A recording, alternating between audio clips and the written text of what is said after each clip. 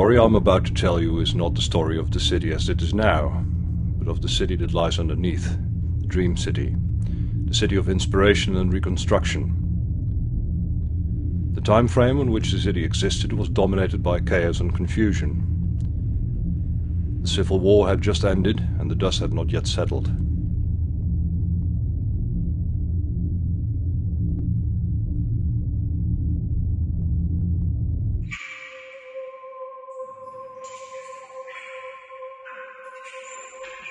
One day, I must have been around 20 years old, my uncle called me into his office. In view of the fact that he had already indicated that the discussion would concern the family capital, I thought he wanted to talk to me about my role in the company. He had previously alluded to having a function available for me, but I had never responded. I wasn't planning to do so this time either. But I liked my uncle and went to his office to explain once again that I saw no future for myself in the animal feed industry.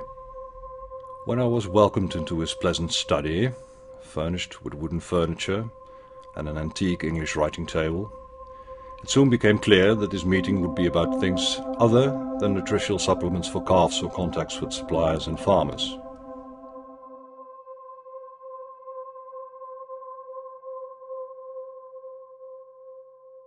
My uncle was in a strange, euphoric mood. The first part of his story only half reached me.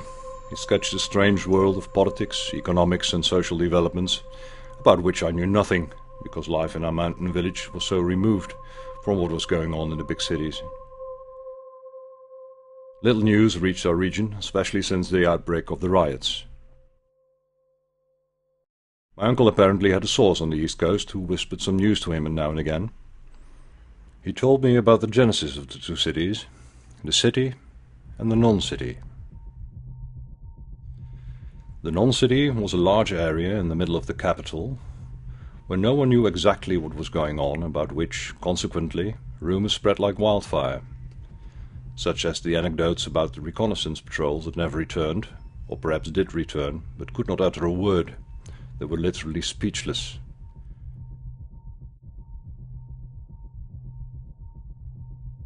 The blank spot on the map became a kind of magnet for the most diverse anxieties and phobias.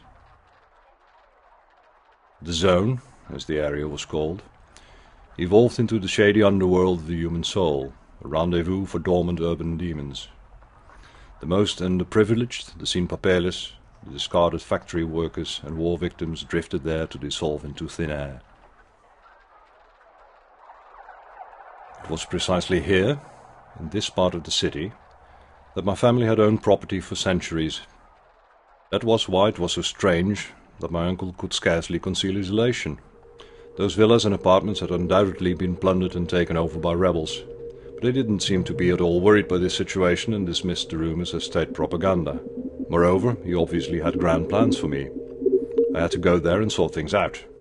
I was adventurous by nature, but this didn't seem to be the right moment for this kind of undertaking.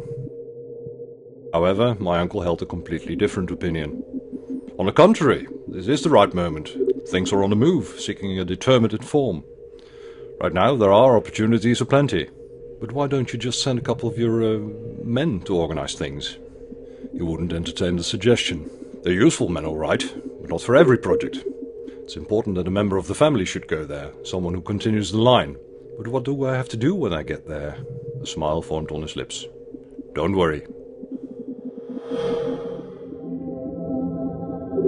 The train journey must have lasted days.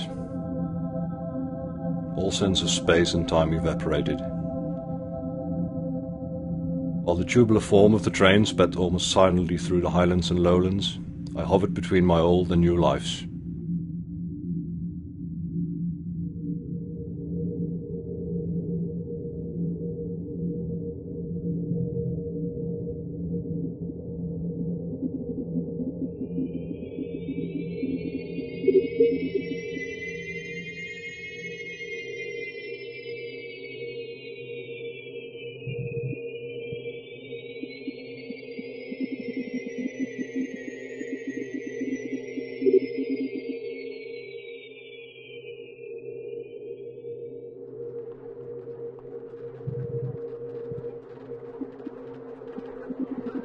On arrival at the sector station, the sound of thousands of travellers spiraled up to the peak of the station hall, where it was needed and twisted only to descend upon the masses below once more.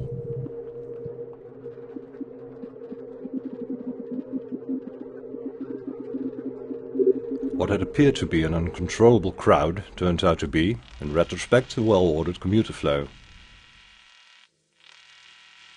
Melting into the masses, I moved toward the exit somewhat stiffly, after having been seated for so long. It was cold outside. The world opened up before me, so far removed from the commuter flow in the station that I didn't know exactly what I was looking at. A tangled ball of people and animals surged around picket fences of wood and canvas. I was on the edge of an open-air market, larger and busier than I had ever seen.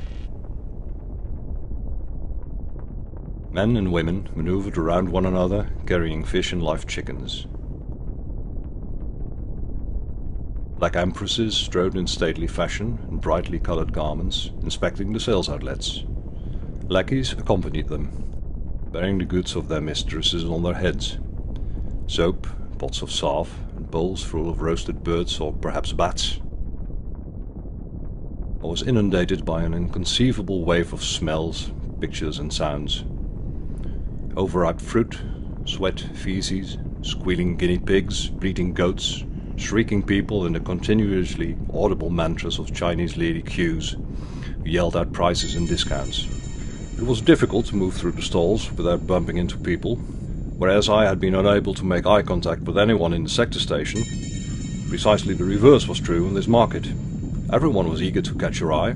Market women tried to creep into your body and soul via your eyes, and before you knew it, you were the proud owner of a live goat and 50 kilos of rice.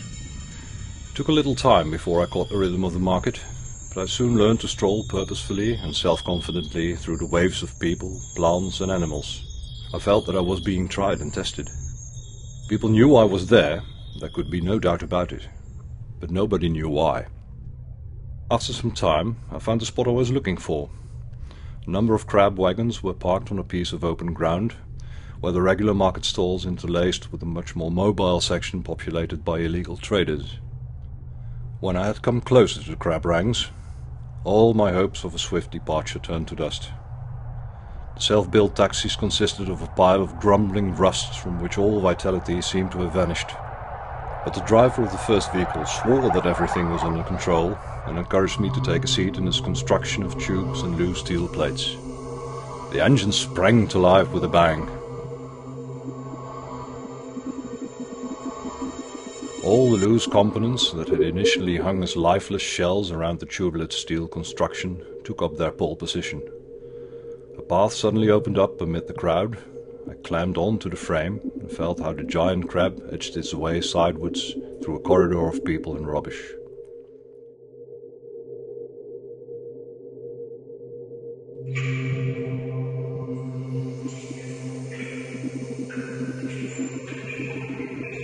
We abandoned the world of running water, hot coffee and fresh bread, and moved toward the unknown, elusive world of the zone.